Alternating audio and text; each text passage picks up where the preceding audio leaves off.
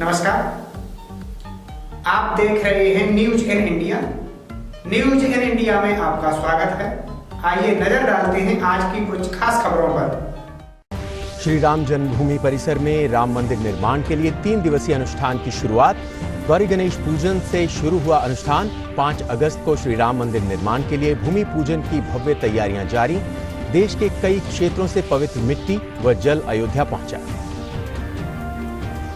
Drugs controller general of India ने भारत में serum institute of India Pune को ऑक्सफोर्ड यूनिवर्सिटी की कोरोना वैक्सीन के दूसरे और तीसरे चरण के इंसानों पर क्लिनिकल ट्रायल को दी मंजूरी। देश में कोरोना से ठीक होने वाले मरीजों की संख्या में लगातार सुधार।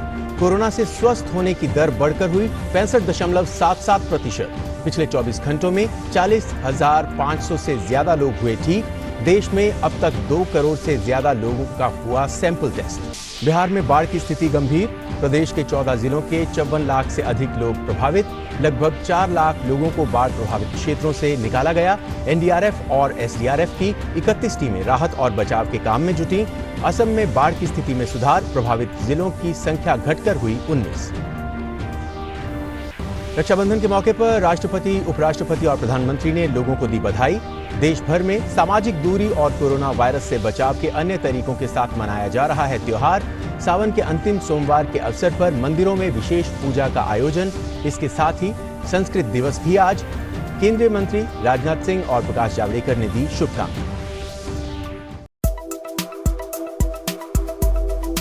कन्नौज जिले के सदर कोतवाली के शाहजहांपुर गांव स्थित आशा प्रोविजन शीतगृह में रविवार की रात अमोनिया गैस का पाइप फट गया, जिससे गैस रिसाव होने पर ट्रक चालक और गेटमैन की हालत बिगड़ गई।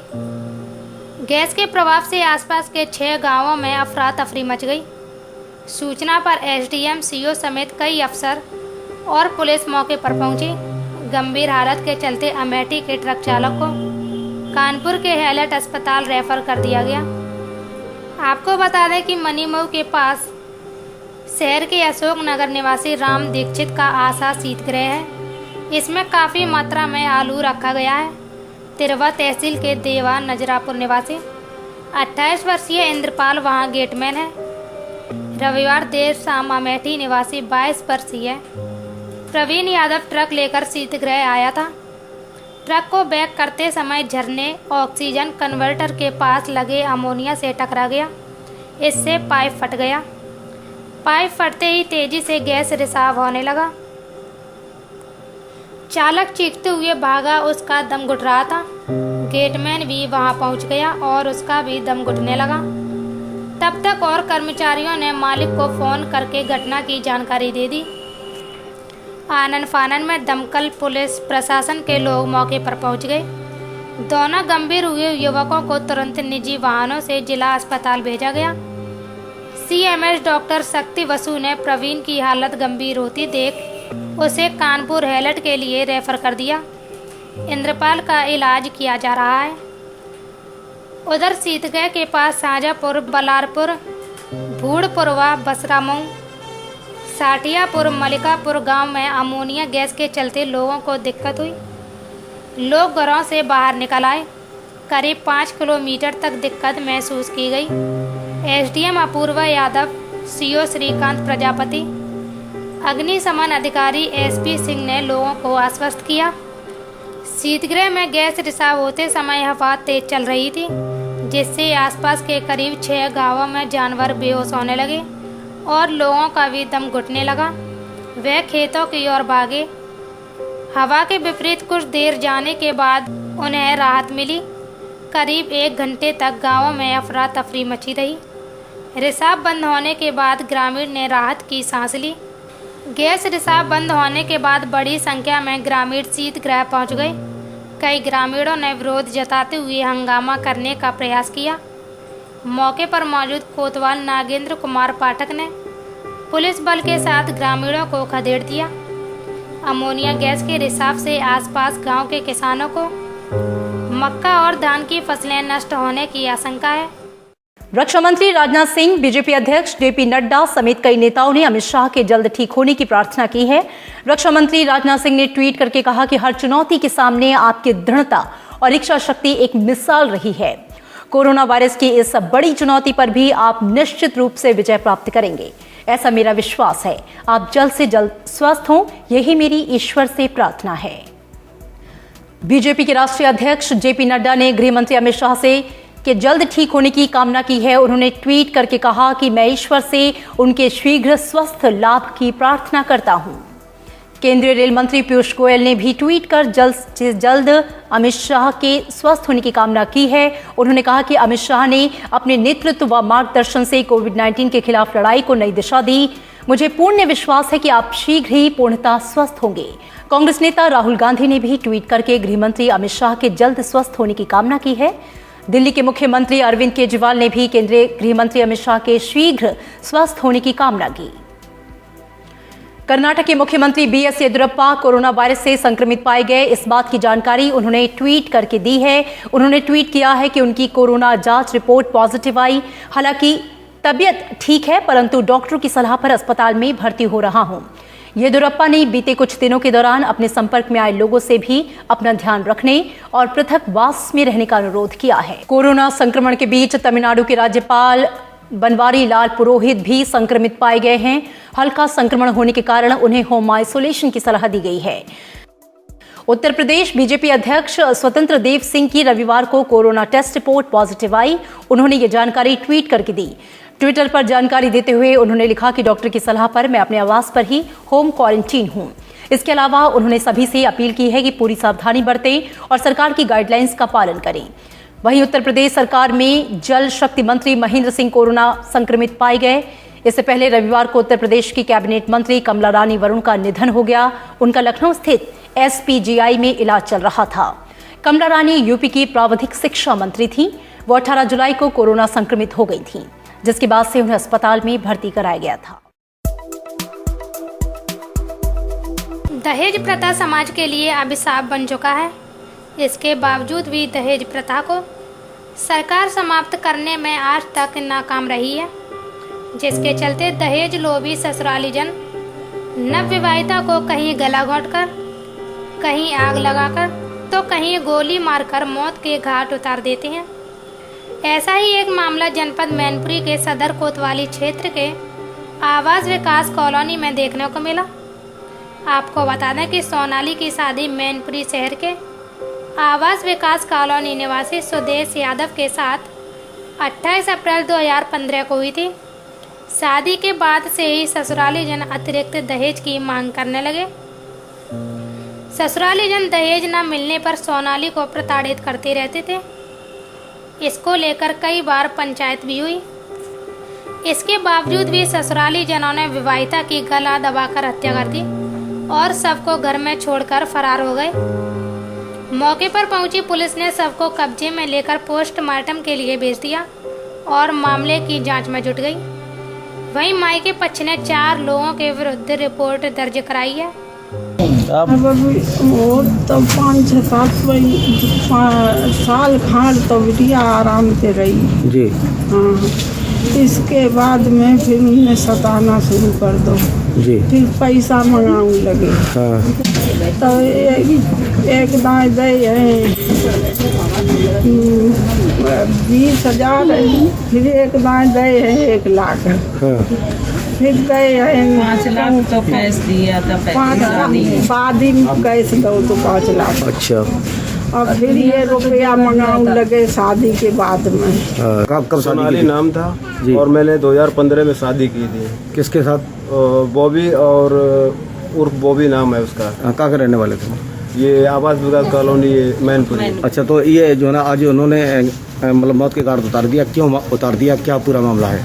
मामला ये है कि आए दिन वो जब से शादी की थी थोड़े दिन तो सही चला, उसके बाद आए दिन उसकी जो है दहेज की पैसे की मांग बढ़ती गई और हम लोगों ने पैसे दिया भी।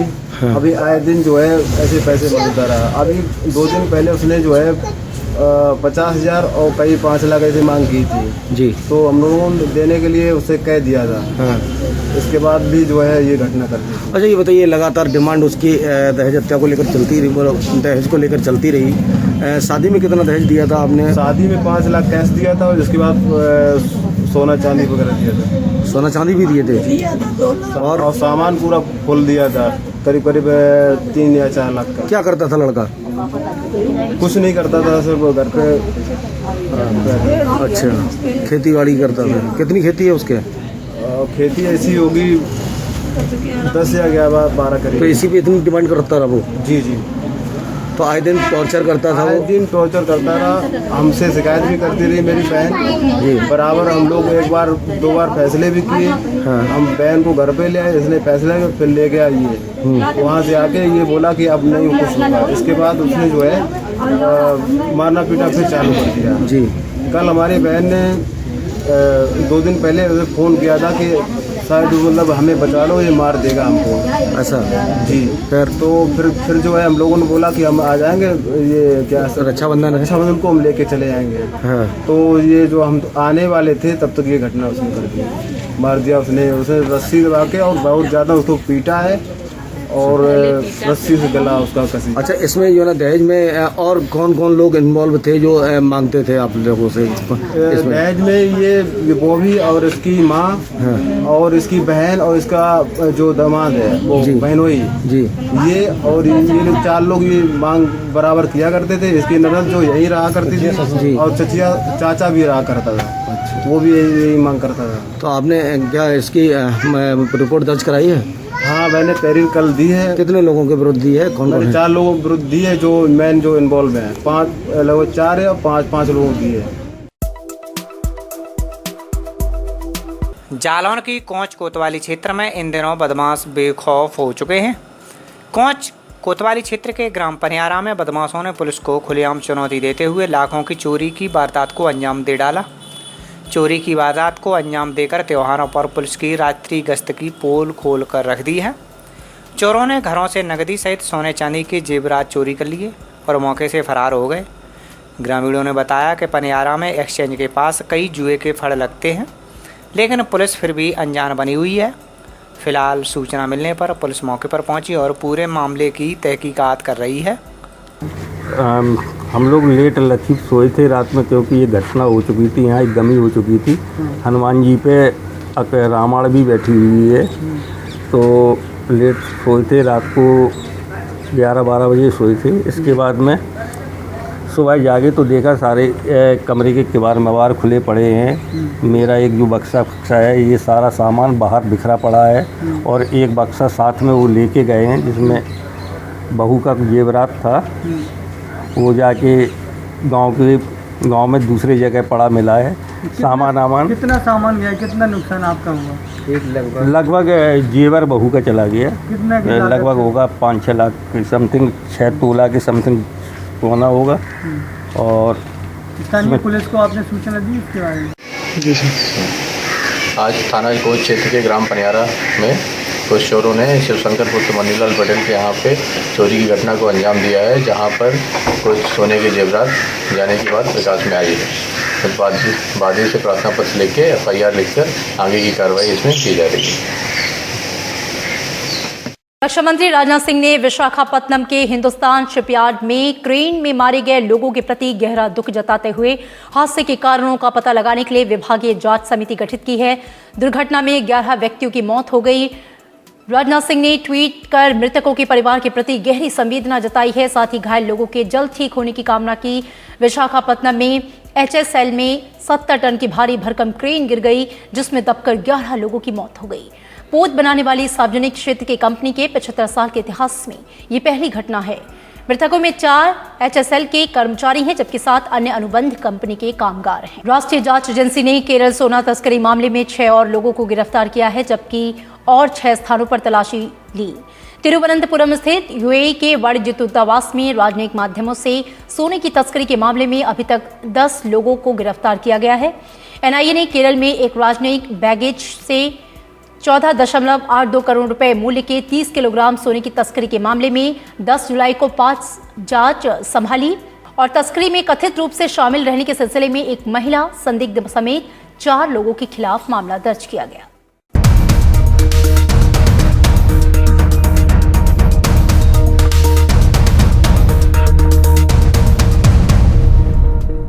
रामलला के भव्य मंदिर निर्माण के उल्लास में अयोध्या डूबी हुई है। 5 अगस्त को होने वाले राम जन्मभूमि मंदिर के शिलान्यास के लिए 3 दिन तक चलने वाला भूमि पूजन अनुष्ठान आज गणपति पूजा से शुरू होगा। राम जन्मभूमि तीर्थ क्षेत्र ट्रस्ट के मुताबिक गणपति पूजा के बाद पहले दिन राज्य अनुष्ठान शुरू होने के बाद से पंचांग पीठ पूजन होगा। मंगलवार को रामाचार्य पूजा होगी।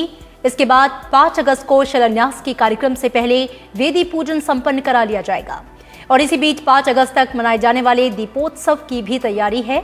इस सिलसिले में अयोध्या में सभी मंदिरों और घरों में रंग बिरंगे मिट्टी के दिए प्रज्वलित किए जाएंगे। राम जन्मभूमि मंदिर के शिलान्यास के लिए आज से शुरू हो रहे 3 दिन के भूमि पूजन अनुष्ठान के बीच मुख्यमंत्री योगी आदित्यनाथ आज दोपहर अयोध्या आ रहे हैं। भव्य मंदिर के निर्माण के लिए देश के सभी प्रमुख तीर्थ स्थलों, राष्ट्रीय महत्व के स्थानों और पवित्र नदियों से पावन मिट्टी और जल पहले ही लिया जा चुका है।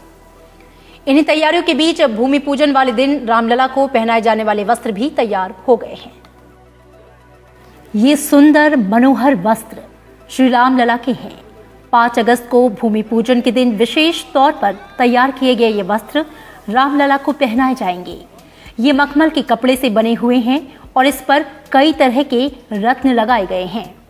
भगवान राम के अलावा लक्ष्मण, भरत, शत्रुघ्न और राम भक्त हनुमान के लिए भी खास कपड़े बनाए गए हैं।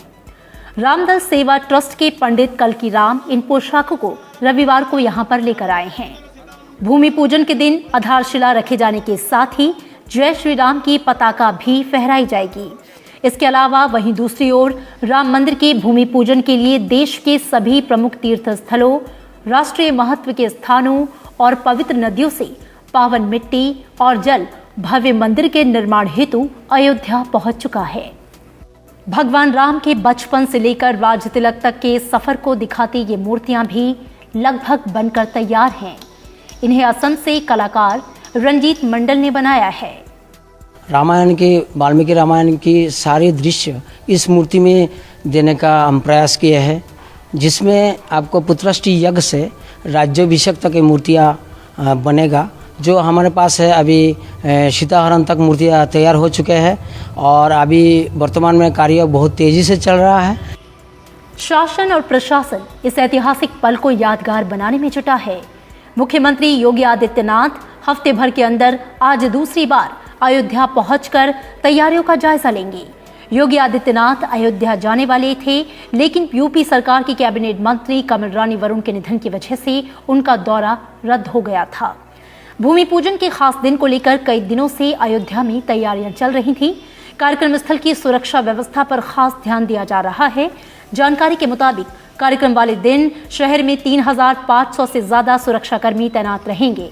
इनके अलावा 4 अगस्त से ही बाहरी लोगों का प्रवेश अयोध्या में बंद हो जाएगा और सीमाएं सील कर दी जाएंगी। 450 साल से भी पुराने अयोध्या विवाद के मामले में कई उतार चढ़ाव आए। 9 नवंबर 2019 की तारीख इतिहास के पन्ने में दर्ज हो गई, जब अयोध्या जमीन विवाद में सुप्रीम कोर्ट ने ऐतिहासिक फैसला सुनाते हुए जमीन का हक राम जन्मभूमि न्यास को दे दिया। आइए जानते हैं अयोध्या विवाद का इतिहास। अयोध्या विवाद मामले में सुप्रीम कोर्ट ने 9 नवंबर 2019 को अपना ऐतिहासिक फैसला सुनाया। सुप्रीम कोर्ट की संविधान पीठ ने सर्वसम्मति से फैसला सुनाया था। 5 जजों की संविधान पीठ ने 40 दिनों की लगातार सुनवाई के बाद 16 अक्टूबर 2019 को फैसला सुरक्षित रख लिया था। पीठ ने इसके बाद रामलला विराजमान को अयोध्या की 2.77 एकड़ विवादित जमीन का मालिकाना हक देने का फैसला सुनाया।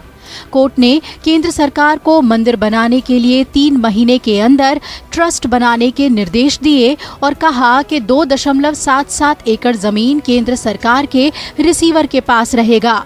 सुप्रीम कोर्ट ने अपने फैसले में कहा कि बाबरी मस्जिद खाली जमीन पर नहीं बनी थी।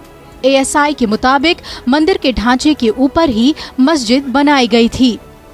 30 सितंबर 2010 को justice Sudhir Agrawal, justice SU Khan और जस्टिस DV शर्मा की बेंच ने अयोध्या विवाद पर अपना फैसला सुनाया। कोर्ट ने 2.77 एकड़ विवादित भूमि को 3 बराबर हिस्सों में बांटने का फैसला सुनाया। राम मूर्ति वाला पहला हिस्सा रामलला विराजमान को, राम चबूतरा और सीता रसोई वाला दूसरा हिस्सा निर्मोही अखाड़े को और बाकी बचा हुआ तीसरा हिस्सा सुन्नी वक्फ बोर्ड को दिया गया। बेंच ने इस फैसले के लिए आर्कियोलॉजिकल सर्वे ऑफ इंडिया की रिपोर्ट को ही आधार माना था। इसके अलावा भगवान राम के जन्म होने की मान्यता को भी फैसले में शामिल किया गया था। सुन्नी सेंट्रल वक्फ बोर्ड ने भी हाई कोर्ट के फैसले को सुप्रीम कोर्ट में चुनौती दे दी। इस मामले में कई और याचिकाएं दायर हुई, जिस पर सुनवाई करते हुए सुप्रीम कोर्ट ने मई 2011 को हाई कोर्ट के फैसले पर रोक लगा दी थी। अयोध्या में राम निर्माण के लिए जून 1989 में बीजेपी ने विश्व हिंदू परिषद को औपचारिक समर्थन देना शुरू कर मंदिर आंदोलन को नया मोड़ दिया। वहीं 9 नवंबर 1989 में तत्कालीन प्रधानमंत्री राजीव गांधी की सरकार ने बाबरी मस्जिद के नजदीक शिलान्यास की इजाजत दे दी। अक्टूबर 1991 में उत्तर प्रदेश के कल्याण सिंह सरकार ने बाबरी मस्जिद के आसपास की 2.77 एकड़ भूमि को अपने अधिकार में ले लिया। 1992 में बाबरी मस्जिद गिरने के 10 दिन बाद ही 16 दिसंबर 1992 को लिब्राहन आयोग का गठन किया गया। लिब्राहन आयोग को 3 महीने में रिपोर्ट देने को कहा गया था, लेकिन आयोग को रिपोर्ट देने में 17 साल लग गए थे। इसी बीच पूर्व प्रधानमंत्री अटल बिहारी वाजपेयी ने अपने कार्यालय में एक अयोध्या विभाग शुरू किया, जिसका काम विवाद को सुलझाने के लिए हिंदुओं और मुसलमानों से बातचीत करना था।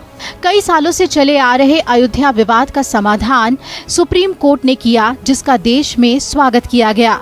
शांतिपूर्ण माहौल में अब सरकार सुप्रीम कोर्ट के फैसले के आधार पर राम मंदिर निर्माण के काम को आगे बढ़ा रही है। उपराष्ट्रपति वेंकैया नायडू ने रामायण को करुणा, सहानुभूति, समावेश, शांतिपूर्ण सह अस्तित्व और लोकतंत्र का आधार करार देते हुए कहा कि यही हमारे राष्ट्रीय प्रयासों के लिए अनुकरणीय मानदंड बन सकता है और इसे हमें अपने राजनीतिक, न्यायिक और प्रशासनिक तंत्र को मजबूत करना चाहिए। उपराष्ट्रपति ने 17 भाषाओं में अपनी फेसबुक पोस्ट पर लिखे लेख में कहा कि इस अवसर पर जब 5 अगस्त 2020 को श्री राम के प्राचीन मंदिर के पुनर्निर्माण का कार्य प्रारंभ करेंगे और जन आकांक्षाओं के अनुरूप एक वैभवशाली मंदिर का निर्माण करेंगे, हम भारत के इस महाग्रंथ रामायण के सार्वकालिक सार्वभौमिक संदेश को समझें, उसका प्रसार करें, उन आधारभूत मूल्यों और मर्यादाओं से अपने जीवन को समृद्ध करें। उपराष्ट्रपति ने कहा कि भारत के विश्व दर्शन की व्यापकता को समझने के लिए भारत के इस आदि महाकाव्य रामायण का अध्ययन करें। हमारे संस्कारों, जीवन मूल्यों, हमारी संस्कृति को पहचानने के लिए रामायण को पढ़ें। अपनी भाषाई और वैचारिक समृद्धि को समझने के लिए रामायण का अनुशीलन करें।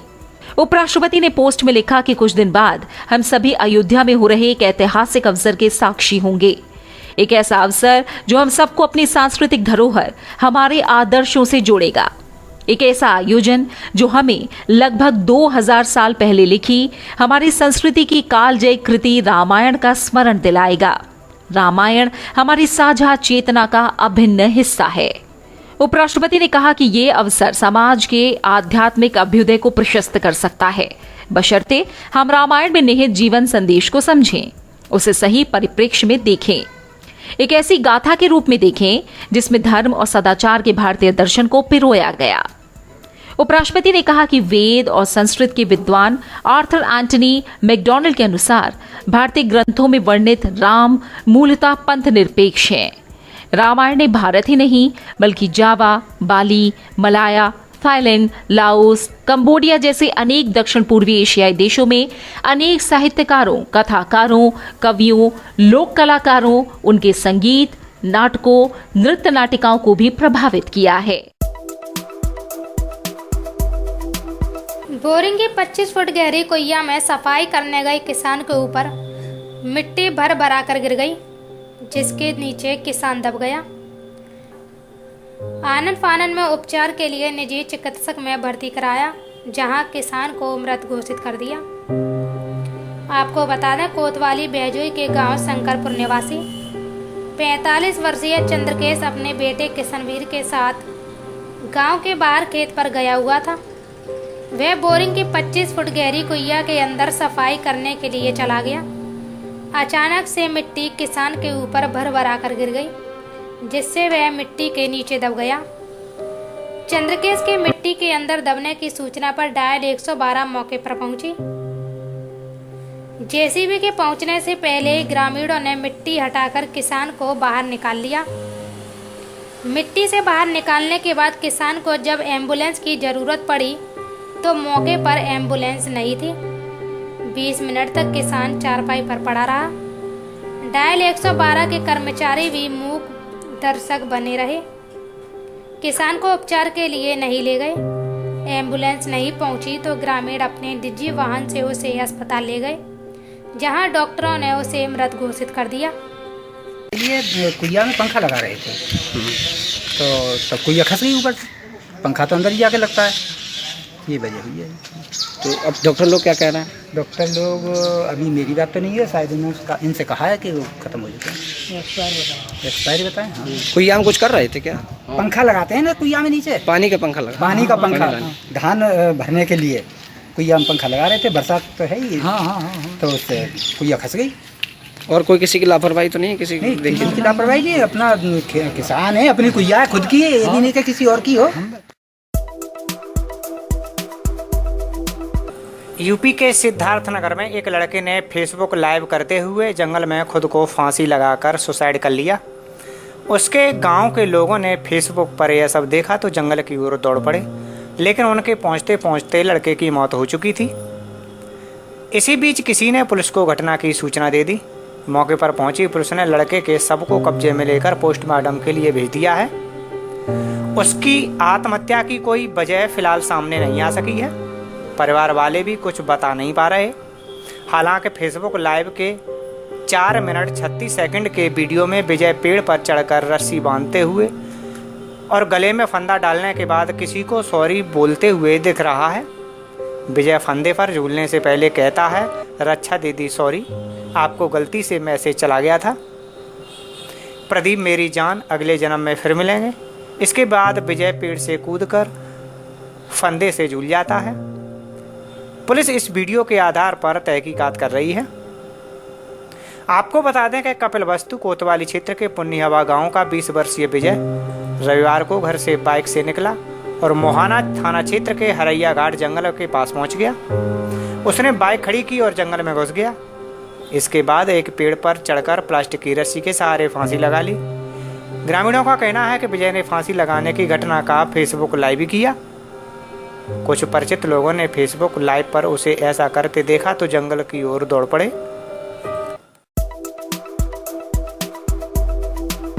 कोरोना काल गरीबों के लिए काल साबित हो रहा है।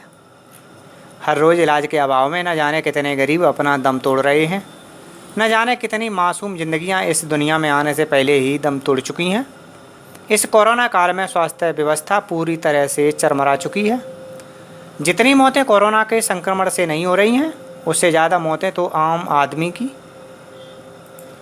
इलाज न मिलने के कारण हो रही हैं।